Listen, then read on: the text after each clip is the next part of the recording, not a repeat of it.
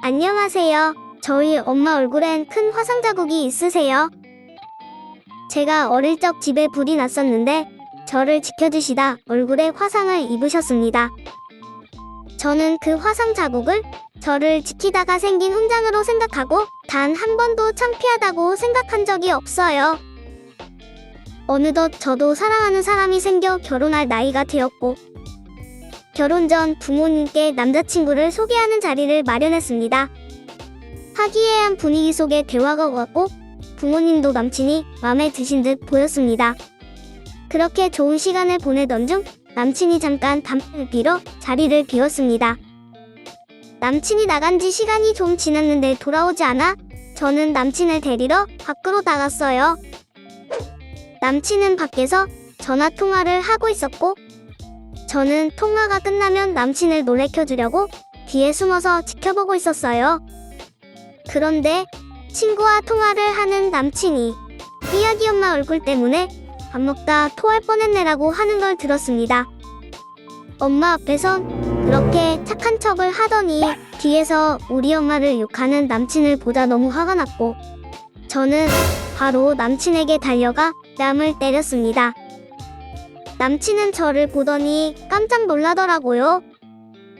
너가 우리 엄마를 그렇게 생각할 줄은 몰랐네. 토할 뻔한 거 참아줘서 고마워. 결혼은 없던 걸로 하자라고 말하니 그냥 친구한테 장난으로 말한 거라고 진심이 아니었다고 하더라고요.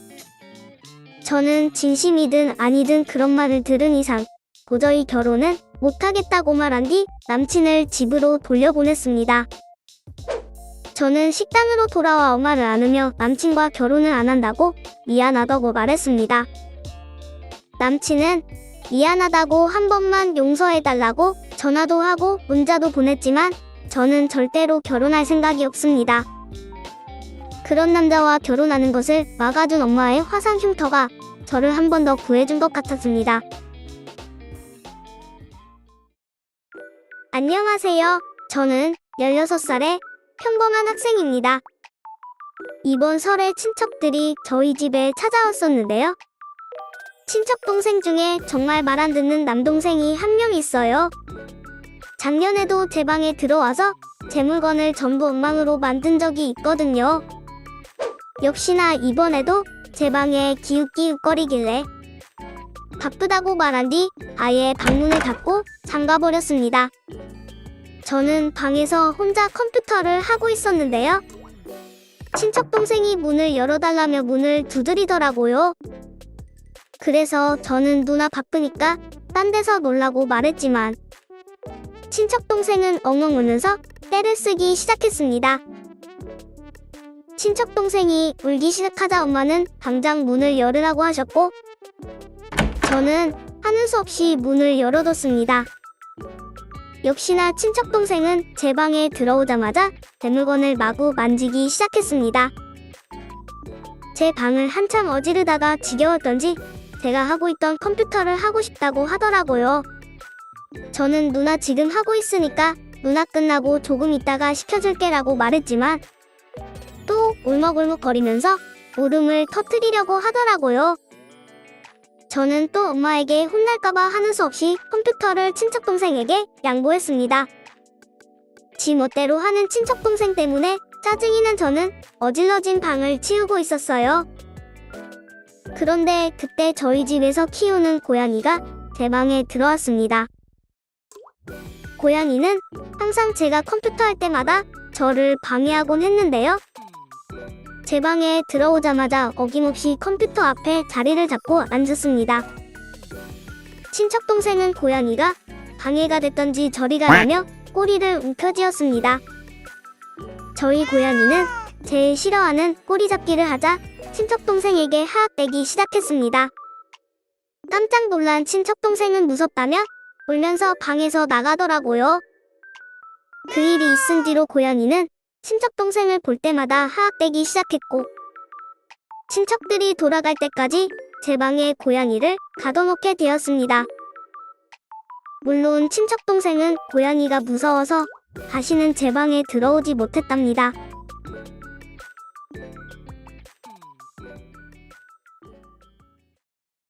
안녕하세요. 저는 결혼한 지 1년차 되는 주부입니다. 저는 남편과 행복한 결혼 생활을 하고 있는데요. 그런데 얼마 전부터 너무 스트레스 받는 일이 생겼어요. 시어머니는 저희 신혼집 근처에 살고 계시는데요. 얼마 전부터 시간이 날 때마다 저희 집에 찾아오시고 계세요. 한두 번씩 가끔 오시는 건 괜찮지만 매일매일 집에 찾아오셔서 잔소리를 하시는 바람에 스트레스를 받고 있었습니다. 그러다 더 이상 못 참아서 남편에게 말했는데요. 자기야? 자기 어머니 너무 자주 오시는 거 아니야? 남편은 아무 일도 아니라는 듯이 뭐 어때, 가족인데 여보랑 친해지고 좋지. 가끔 오시는 건 괜찮은데 너무 자주 오셔서 불편해. 가족끼리 뭐가 불편해? 나는 오히려 편하고 좋은데. 그거야 자기 엄마니까 그렇지. 남편은 제가 아무리 말해도 제가 불편하다는 걸 이해해주지 않았습니다. 그래서 저도 최후의 방법을 쓸 수밖에 없었는데요. 저는 남편이 쉬는 날을 골라 저희 엄마를 집으로 불렀습니다.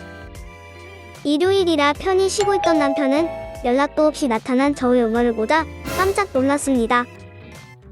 어머니 어떤 일이세요? 남편은 갑자기 찾아온 저희 엄마 때문에 불편한지 안절부절하더라고요. 저는 남편에게 가족끼리 왜 이렇게 불편하게 있어? 편하게 있어. 라고 하자 그제서야 남편은 제가 복수를 하고 있다는 걸 눈치챘습니다. 엄마, 남편 쉬는 날마다 매일 와서 남편이랑 좀 친해져. 제 말을 들은 남편은 얼굴이 새파랗게 변하더라고요. 그날 밤 엄마가 집에 돌아간 뒤 남편은 우리 엄마 앞으로 못 오게 할 테니까 제발 나 쉬는 날 쉬게 좀 해줘. 라며 싹싹 빌었습니다. 그 뒤로는 시어머님이 집에 찾아오시는 날이 눈에 띄게 줄어서 편하게 지내고 있답니다. 안녕하세요. 저는 귀여운 딸과 착하고 이쁜 아내와 살고 있는 30대 후반 남성입니다. 저희 가족은 풍족하지는 않지만 알뜰한 아내 덕분에 부족하지 않게 살고 있는데요. 제가 돈 많이 벌어오는 남편은 아니지만 딸과 아내 덕분에 남부럽지 않게 행복하게 살고 있습니다. 얼마 전 부부 동반 동창회가 있어 딸은 부모님께 맡겨두고 아내와 함께 모임에 참석하게 되었는데요. 오랜만에 만난 친구들과 옛날 이야기도 하면서 즐거운 시간을 보내고 있었습니다. 그러다 잠시 남자들끼리 밖에 나가 담배를 피고 들어왔는데요. 돌아와 보니 아내의 얼굴이 시무룩해져 있더라고요. 왜 그런지 물어봐도 대답도 안 하고 피곤해서 그런가 싶어 집으로 일찍 돌아왔습니다. 집으로 돌아온 아내는 피곤하다며 먼저 잠에 들었습니다. 다음날 아침 동창 친구에게 전화가 오더라고요. 우리 아내가 재수 씨한테 실수 좀 한 것 같아. 저는 무슨 말인지 이해가 안 가서 무슨 일이냐고 물어보니 어제 남자들끼리 나가 있을 때 부인들끼리 가방 이야기를 하고 있었다고 하더라고요. 서로 자기 가방은 무슨 브랜드의 얼마짜리라고 자랑을 하였는데요. 명품 가방이었던 아내는 그냥 조용히 듣고만 있었다고 하더라고요. 그러다 친구의 부인이 장난스럽게 삐아엄마는 딸 가방을 가져오셨나봐요?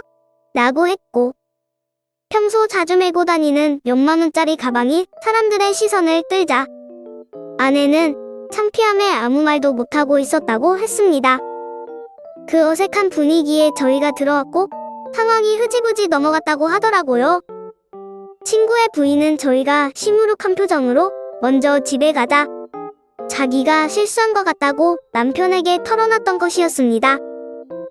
저는 친구의 말을 듣자 그동안 아내에게 소홀했던 것이 충격으로 다가왔습니다.